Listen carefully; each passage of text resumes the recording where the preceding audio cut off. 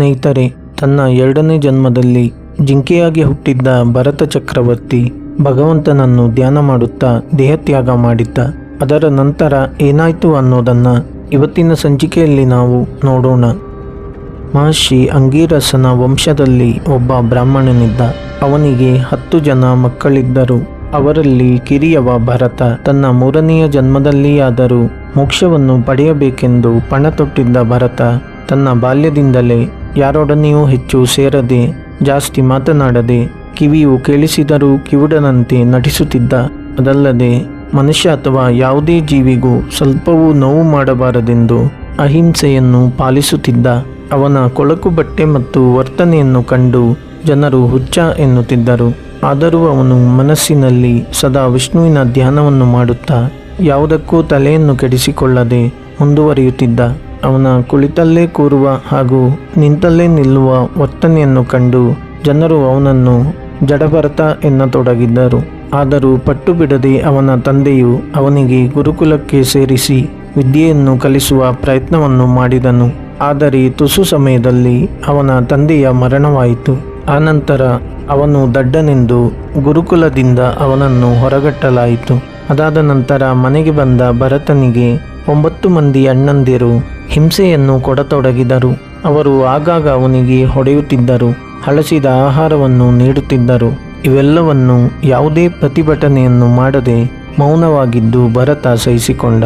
ಕೆಲವೊಮ್ಮೆ ಊಟವೇ ಸಿಗದೆ ಭಿಕ್ಷೆಯನ್ನು ಬೇಡುವುದು, ಎಸೆದ ಆಹಾರವನ್ನು ತಿನ್ನುವುದು ಇತ್ಯಾದಿಗಳನ್ನು ಮಾಡುತ್ತಾ ಹೇಗೋ ಭರತನು ಜೀವನವನ್ನು ಸಾಗಿಸುತ್ತಿದ್ದ. ನೆಲದ ಮೇಲೆ ಮಲಗುವುದು, ಸ್ನಾನವೇ ಇಲ್ಲದೆ ತಿಂಗಳುಗಟ್ಟಲೆ ಕಳೆಯುವುದು ಅವನಿಗೆ ಈಗ ರೂಢಿಯಾಗಿ ಹೋಗಿದ್ದವು. ಆದರೆ ಯಾವ ಮಳೆ ಚಳಿಗಳು ಅವನಿಗೆ ಏನೂ ಹಾನಿಯನ್ನು ಮಾಡಲಿಲ್ಲ. ಅದಲ್ಲದೆ ಜನರೂ ಕೂಡ ಅವನು ಕಂಡಲ್ಲಿ ಕಲ್ಲನ್ನು ಹೊಡೆಯುತ್ತಿದ್ದರು, ಹಿಂದಿನಿಂದ ಗೇಲಿ ಮಾಡುತ್ತಿದ್ದರು. ಇವನಿಗೆ ಬಿಟ್ಟಿ ಊಟವನ್ನು ಕೊಡುವುದೇಕೆ ಎಂದು ಯೋಚಿಸಿದ ಅವನ ಅಣ್ಣಂದಿರು ಅವನನ್ನು ನೊಗಕ್ಕೆ ಎತ್ತಿನಂತೆ ಕಟ್ಟಿ ತಮ್ಮ ಹೊಲದಲ್ಲಿ ಉಳುಮೆ ಮಾಡಿಸುತ್ತಿದ್ದರು. ಅವನ ಕೆಲಸಕ್ಕೆ ಪ್ರತಿಯಾಗಿ ಅವನಿಗೆ ಊಟವನ್ನು ನೀಡುತ್ತಿದ್ದರು. ತನ್ನ ಅಣ್ಣಂದಿರು ಇಷ್ಟೆಲ್ಲ ಮಾಡಿದರೂ, ಕಷ್ಟವನ್ನು ನೀಡಿದರು, ಏನನ್ನೂ ಹೇಳದೆ ಇದೆಲ್ಲ ದೇವರ ಪರೀಕ್ಷೆ ಎಂದುಕೊಂಡು ಜಡಭರತನು ದಿನದೂಡುತ್ತಿದ್ದ. ಆ ಊರಿನ ಡಕಾಯಿತರ ಮುಖಂಡನಿಗೆ ಮಕ್ಕಳಿರಲಿಲ್ಲ. ಸಂತಾನಕ್ಕಾಗಿ ಏನು ಮಾಡಬೇಕೆಂದು ಅವನು ಒಬ್ಬ ಮಾಂತ್ರಿಕನ ಬಳಿ ಕೇಳಿದಾಗ ಕಾಳಿಮಾತೆಗೆ ಒಬ್ಬ ಪೆದ್ದ ಮನುಷ್ಯನನ್ನು ಬಲಿ ಕೊಡುವಂತೆ ಮಂತ್ರವಾದಿಯು ಹೇಳಿದನು. ಅಂತಹ ಒಬ್ಬ ವ್ಯಕ್ತಿಯನ್ನು ಹುಡುಕಿಕೊಂಡು ಬರಲು ತನ್ನ ಸಹಚರರನ್ನು ಮುಖಂಡ ಕಳಿಸಿದನು. ಅದು ಮಧ್ಯರಾತ್ರಿಯಾಗಿತ್ತು. ಬಲಿಯನ್ನು ಕೊಡಲು ಯೋಗ್ಯವಾದ ವ್ಯಕ್ತಿಯನ್ನು ಹುಡುಕಿ ಸುಸ್ತಾಗಿದ್ದ ಸಹಚರರು ಸಮೀಪದ ಗದ್ದೆಯ ಬದುವೊಂದರಲ್ಲಿ ಕುಳಿತರು. ಆಗ ಅನತಿ ದೂರದಲ್ಲಿ ಗದ್ದೆಯನ್ನು ಕಾಯುತ್ತಾ ಕುಳಿತಿದ್ದ ಜಡಭರತನು ಅವರಿಗೆ ಕಾಣಿಸಿದ್ದ.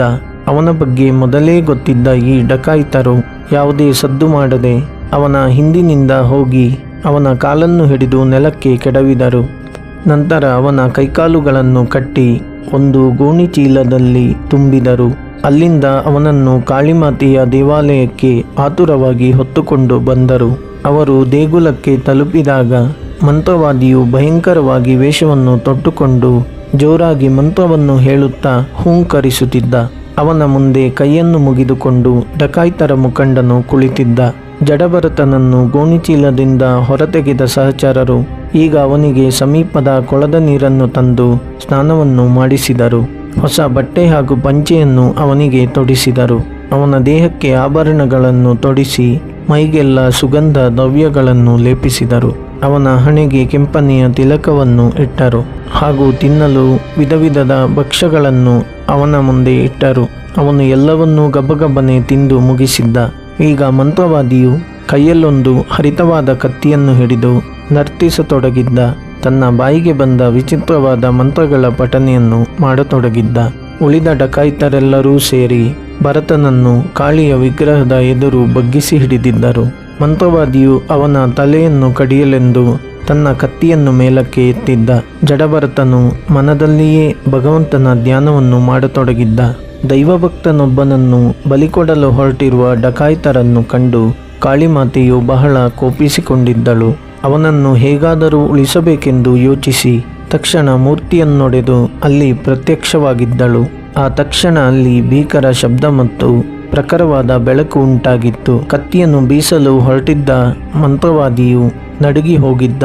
ಕಾಳಿಮಾತೆಯ ಉಗ್ರ ರೂಪ, ಕೆಂಡದಂತೆ ಕೆಂಪಗಿರುವ ಕಣ್ಣುಗಳು, ಹರಿತ ಆಯುಧಗಳನ್ನು ಹಿಡಿದಿರುವ ಹಲವಾರು ಕೈಗಳನ್ನು ಕಂಡ ಡಕಾಯಿತರು ಅಲ್ಲಿಂದ ತಕ್ಷಣ ಓಡಲು ಆರಂಭಿಸಿದರು.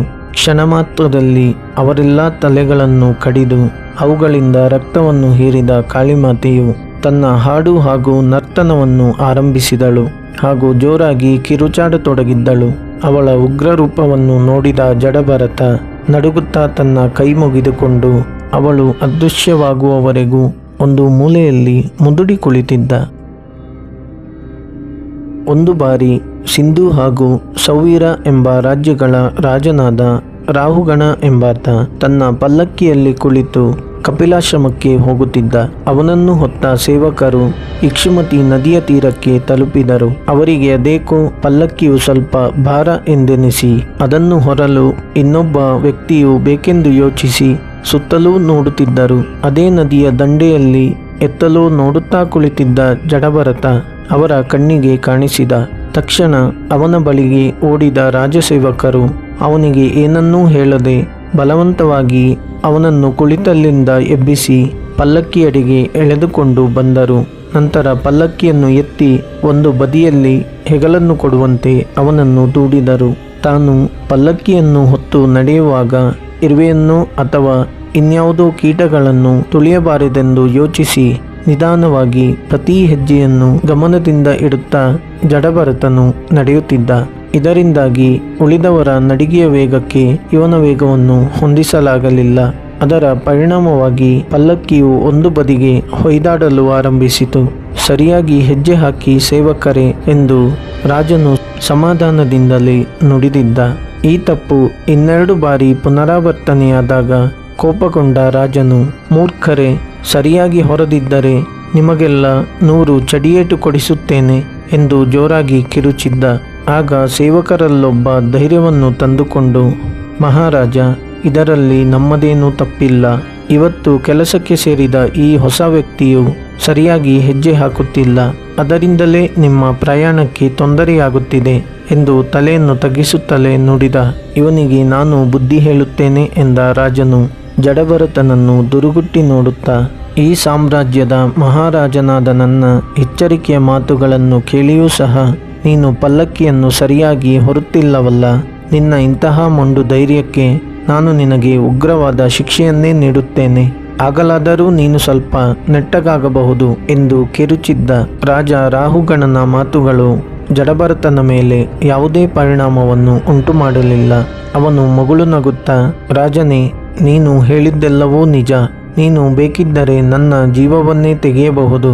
ಆದರೆ ನನಗೆ ಅದರ ಬಗ್ಗೆ ಸ್ವಲ್ಪವೂ ಭಯವಿಲ್ಲ. ನಾಳೆ ಹೋಗುವ ಜೀವವು ಹಿಂದೆ ಹೋಗುತ್ತದೆ ಅಷ್ಟೇ. ಆದರೆ ಸಾವು ಕೇವಲ ನನ್ನ ದೇಹಕ್ಕೆ. ಆದರೆ ನೀನು ನನ್ನ ಆತ್ಮವನ್ನು ಕೊಲ್ಲಲು ಸಾಧ್ಯವಿಲ್ಲ.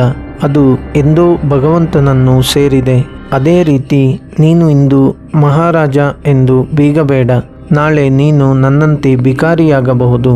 ಇವೆಲ್ಲವೂ ದೇವರಿಚ್ಛೆ ಎಂದು ಆಕಾಶದ ಕಡೆಗೆ ಕೈ ತೋರಿಸಿ ರಾಜನ ಮುಖವನ್ನೇ ನೋಡುತ್ತಾ ನಿಂತುಕೊಂಡ.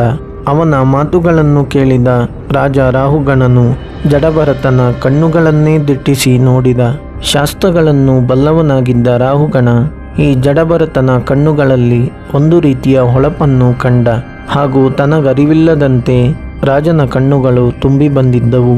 ಅವನ ಕಾಲುಗಳು ಬಲವನ್ನು ಕಳೆದುಕೊಂಡವು. ತಕ್ಷಣ ಜಡಭರತನ ಎದುರು ಮಂಡಿಯೂರಿದ ರಾಜನು ತನ್ನ ಕೈಗಳನ್ನು ಮುಗಿದ. ಅವನ ಗಂಟಲು ಕಟ್ಟಿ ಹೋಗಿತ್ತು. ಅವನ ಮನದಲ್ಲಿದ್ದ ಅಹಂಕಾರವು ಮಾಯವಾಗಿ ಕೇವಲ ಭಕ್ತಿಯು ಮೂಡಿತ್ತು. ಮಹಾತ್ಮ, ಮಾರುವೇಷದಲ್ಲಿರುವ ತಾವು ಯಾರು? ದಯಮಾಡಿ ತಮ್ಮ ಪರಿಚಯವನ್ನು ಮಾಡಿಕೊಳ್ಳಿ ಎಂದು ರಾಹುಗಣನು ಜಡಭರತನಲ್ಲಿ ವಿನಂತಿಸಿಕೊಂಡ. ಜಡಭರತನು ಅವನನ್ನು ಹಿಡಿದು ಮೇಲಕ್ಕೆಬ್ಬಿಸಿ ತನ್ನ 2 ಪೂರ್ವಜನ್ಮಗಳ ಬಗ್ಗೆ ಅವನಿಗೆ ತಿಳಿಸಿದ. ನಂತರ ಆಡಳಿತವನ್ನು ಹೇಗೆ ನಡೆಸಬೇಕು, ಪ್ರಜೆಗಳನ್ನು ಹೇಗೆ ನೋಡಿಕೊಳ್ಳಬೇಕು ಎಂಬುದನ್ನು ಅವನಿಗೆ ತಿಳಿ ಹೇಳಿದ. ಅದಾದ ನಂತರ ಜಡಭರತನು ರಾಜನೊಡನೆ ಅವನ ಅರಮನೆಗೆ ಹೋಗಿ ಅವನ ಆಶ್ರಯದಲ್ಲಿ ಜೀವನವನ್ನು ನಡೆಸತೊಡಗಿದ. ಹಾಗೂ ಭಗವಂತನ ಸೇವೆಯಲ್ಲಿ ತನ್ನನ್ನು ಸಂಪೂರ್ಣವಾಗಿ ತೊಡಗಿಸಿಕೊಂಡು ಮೋಕ್ಷವನ್ನು ಪಡೆದುಕೊಂಡ. ನಿಮ್ಮ ಅನಿಸಿಕೆ ಹಾಗೂ ಅಭಿಪ್ರಾಯಗಳನ್ನು ಕೆಳಗಿನ ಕಾಮೆಂಟ್ ಬಾಕ್ಸ್ನಲ್ಲಿ ತಿಳಿಸಿ ಹಾಗೂ ತಪ್ಪದೇ ನಮ್ಮ ಚಾನೆಲ್ಗೆ ಸಬ್ಸ್ಕ್ರೈಬ್ ಮಾಡಿ. ಧನ್ಯವಾದಗಳು.